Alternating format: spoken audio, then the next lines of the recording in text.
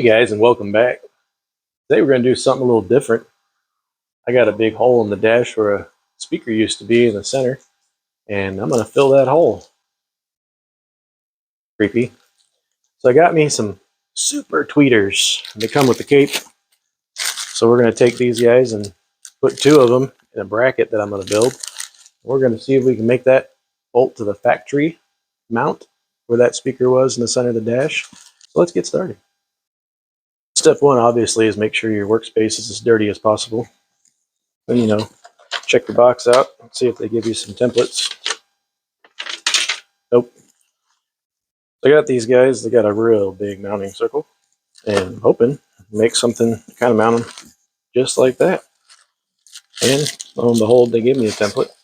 I guess use this as a template because it fits right down in there. Little speakers. So we can take the box that came in, and oh look, a template. Now I'm gonna go find me some scrap metal from my other projects, and this looks like it might work. This is a rocker panel, top lip of rocker panel. If you look on here, I got my bolt, screw holes really, where those are going to be. I want to capture at least two of them because I don't want this whole real estate under the dash. I might just have like this section of it. This looks like a good step off. So when I mount through the mounting bolt, it'll, drop it down a little bit for me, keep it away from the dash. Or I can turn around and go the other way. But that puts me here.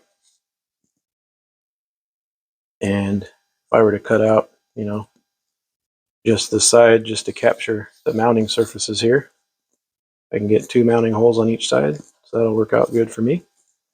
So I'm going to go cut this out.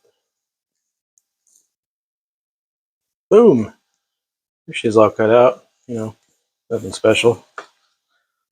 But this little guy will just sit in here. Screw on. The other one will sit in there. And there that is, all bolted up.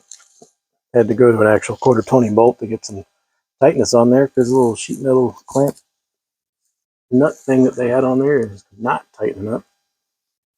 But if you see, you can kind of see them through there.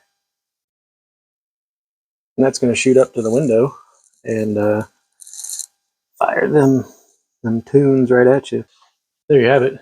Cheap and easy way to make you a nice little sounding front speaker, dual channel, if you will, instead of spending $100 or $150 on those ones on the onlines. So, thanks for watching. I'll go wire up some more stuff, and forget to like and subscribe, and see you next time.